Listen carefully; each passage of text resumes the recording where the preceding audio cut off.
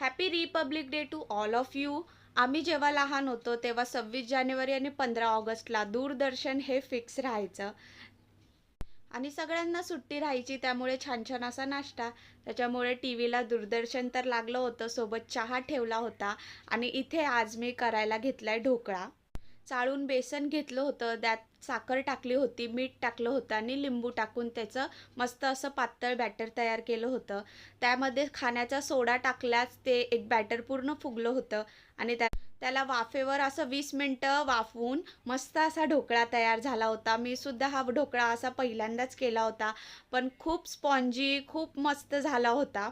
तुम्ही पण असा साध्या पद्धतीने एकदा ढोकळा ट्राय करा. फोडणीला माझ्याकडे कढीपत्ता तर नव्हता, पण तेलामध्ये मोहरी आणि हिरवी मिरची टाकून मी मस्त अशी फोडणी दिली. साधे काही 2-3 ढोकळे मी माझ्या बाळासाठी सुद्धा काढले होते आणि त्याला सुद्धा त्याची टेस्ट खूप आवडली. छान छान असा नाश्ता करून आम्ही गेलो खाली.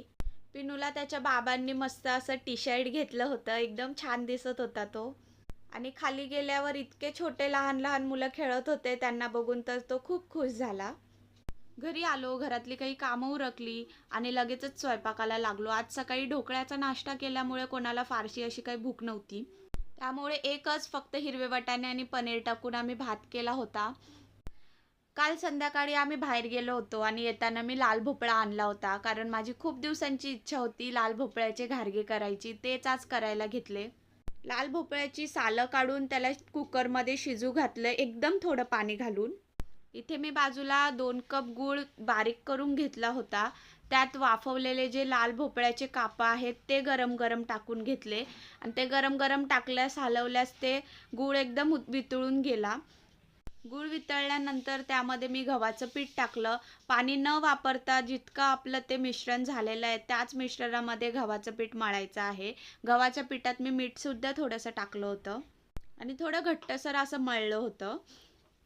5-6 दिवस आरामात टिकतील असे हे घारगे आहेत, त्याच्यामुळे कुठे तुम्ही लांब ट्रॅव्हल करताना हा बेस्ट ऑप्शन आहे.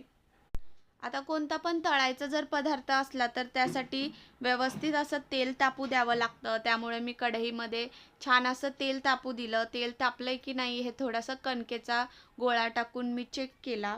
ज्यावेळेस तेल तापलं त्यावेळेस पटापट असे करायला घेतले, पण मध्येच माझ्या पिण्याला जायचं होतं खाली.